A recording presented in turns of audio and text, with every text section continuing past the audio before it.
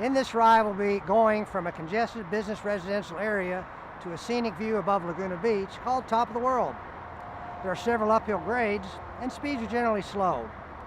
We'll occasionally encounter traffic congestion along with narrow roadways. Here are a few questions to consider. When should a rider stop twice at a stop sign? What produces a collision trap that can lead to a crash? Why is the distance a rider would travel in 4 seconds known as an urgent path of travel? Okay, we're going to pull out of a parallel parking space here in Laguna Beach, go what's called the Top of the World. Should be about 15 minutes. I could try to make a U-turn kind of tight right here, but I see an alley up there, so I'm going to go ahead and make a left turn when it clears off. Okay, it looks clear behind. Check the blind spot. I'll kind of straddle walk getting out of here and put my signal on to turn left. I see it's some speed bumps here. The reason I'm doing this is there's a nice little hill I'd like to go up, and I want to find that hill. So I'm going to kind of meander between these speed bumps here.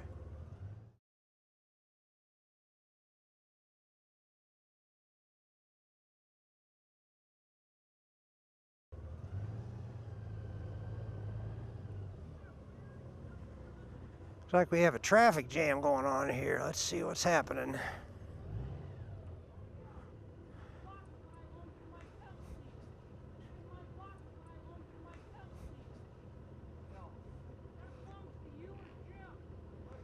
All right, we got a little discussion going here, but we'll continue on. We got a Camaro with a brake light out. But we'll go up to the street here and make a right. Just gotta watch for cars coming out here in certain areas. Pedestrians, of course. Next we have one here. They apparently know each other. I'll be making a right turn. Good thing is I can't turn left at the stop sign.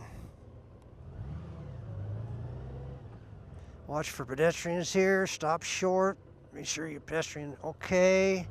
I'll pull on out. Traffic looks good. Really congested area here. And we're going to make another right turn, so I'll turn my signal off.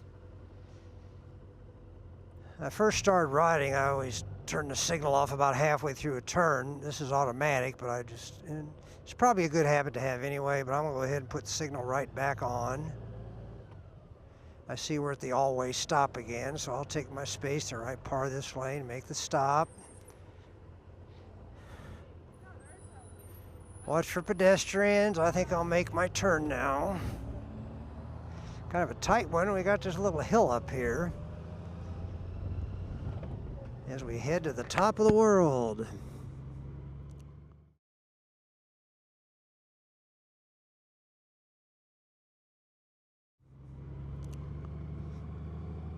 We may come back down this hill on the way back too, but I'm going to stay in the left part of the lane, watching for pedestrians, watch for cars that are parallel parked to come out. I see I have a stop sign. I see a warning up here. It's a blind crest, so I don't want to go flying over that hill. But we'll make our stop, make sure nobody in front ends up getting stranded on the hill. Looks like they're fine, so I think I'll stay in a low gear. You think that'd be smart? So I'm just going to stay in first gear and make it on up here. Stay in the middle of my lane. See people coming the other way, I have to stop, so there is an intersection there. And I'm going to make a left turn into Park Avenue. So another rather blind turn here, so I'm going to stop before the crosswalk. They have a stop. Looks like everybody stops, so I think I'll go. He waved me on. Thank you very much. So we have a narrow 2-lane. Be on for a while. I'm going to stay in the middle left portion of the lane, so I'm far enough away from oncoming traffic and watching for pedestrians or vehicles coming out on the right side. It's pretty congested. Stop sign coming up here. I'll slow, get my downshift, make use of both brakes to stop, make my stop. I think it's my turn, so I'll go. Even if it is my turn and I have the right of way, I still want to watch, because it's good to ride like you're invisible. People can look right at you if they haven't ridden before. They tend not to see motorcyclists. Traffic behind's good. Here's a crosswalk, school crossing. You can see by that one-room schoolhouse shaped sign. Rather congested, but you know, we're gonna get a great view up here before too long. Another stop sign coming up. I'll stay in the left third of my lane, make a nice smooth stop for the crosswalk. Just put my left foot only down, and if we go again, pedestrian warning sign. Curve coming up here. Just keep it nice and smooth. 25 miles an hour generally. Looks like we have a stop sign ahead. It's on the pavement. And we have a warning sign stop ahead, so we'll make our stop again. A little bit of a downgrade here, so keep it nice and smooth. Okay, here we go again.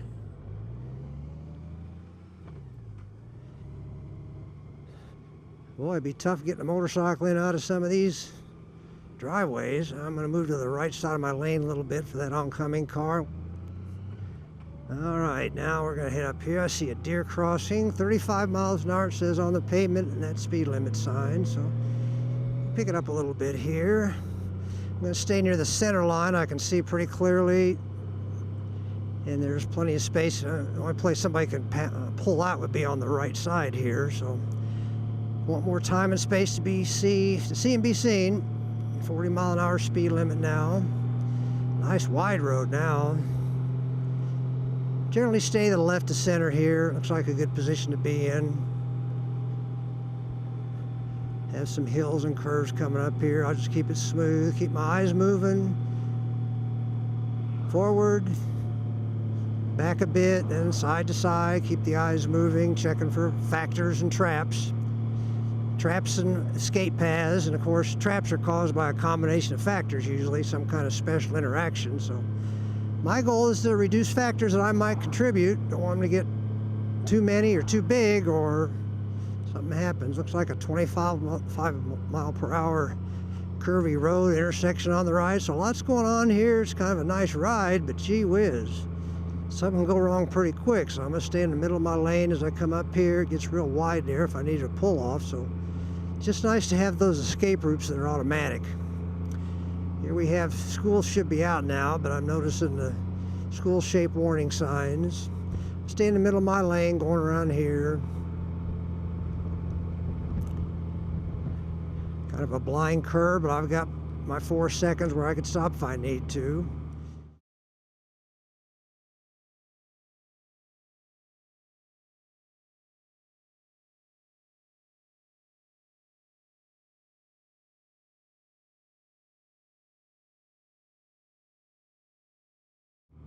School crossing coming up here. Nice and open now. Slow for the school crossing. All right, well, there's the school warning sign. But it is the school crosswalk. You can tell because it's got the crosswalk in it. It tells you immediately where that crosswalk is. 35 miles per hour. Not much risk here, doesn't seem to be, unless somebody backs out, or it could be something on the other side of that van. I'm looking though, enjoying the ride and trying to put factors together. Another school crossing ahead, and there's the actual crosswalk itself. See, we have a T intersection coming up here. That should be near the top, and I'll be making a left turn there. Tells me on the road to stop ahead. Everything looks good behind. Signal left, downshift. Don't get too close to center line. Make a nice smooth stop. Looks like the view doesn't need to be open too much. They have stop signs anyway. But I noticed there's no outlet, and we have some speed bumps up here. Signal off. Checking behind, looking good.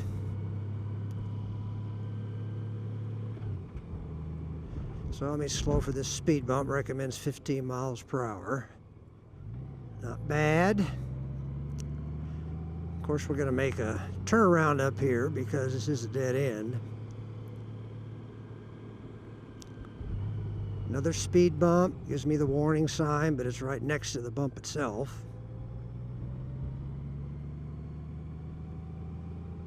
Sometimes can get pretty congested up here. He's over the center line. Give him plenty of space. I'll split the difference.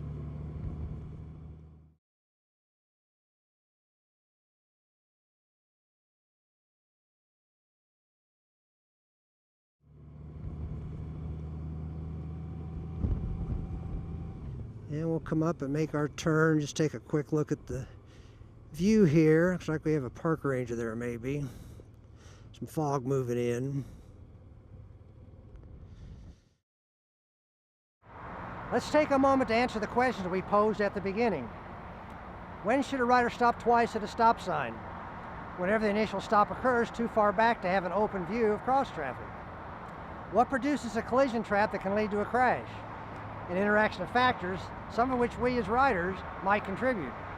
That's why it's important for us not to contribute risk factors as we ride. Why is the distance a rider would travel in 4 seconds known as an urgent path of travel? Because at typical speeds, those below 70 miles per hour, a rider can stop within the distance that would have been traveled in 4 seconds.